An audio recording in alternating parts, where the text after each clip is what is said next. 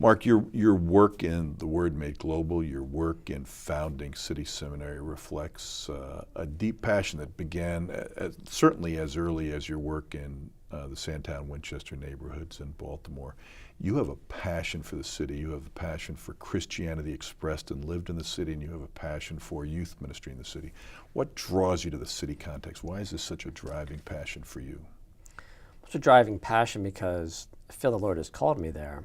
But as I think about our world as it's now emerged and emerging, it's now more than half urban. And that's really the first time in human history that half the population of the planet is urbanized. And that number of people who occupy an urbanized space is expected to increase to over 80% in the next 20 to 30 years.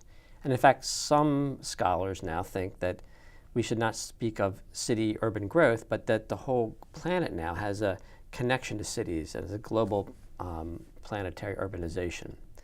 So the city is the home of the future of the church, and it's actually the home of the presence of the church. Many people don't see it, but in many of our cities, certainly in New York City, the church is alive and growing and thriving. And in the urban context, you have differences from a traditional suburban ministry.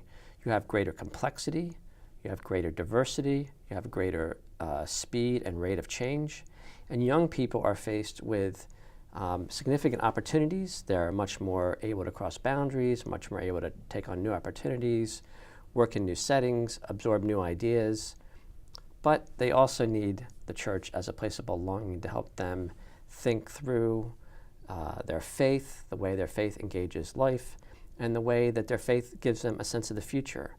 And young people are the future of urbanized worlds. So many, statistically around the world, young people constitute a high number of urban residents, and they represent the future doctors and lawyers and leaders. Young people are the future of the church. So I think we need to really think about the city as a particular context, as a great calling for the work of youth ministry, both now and in the future years to come.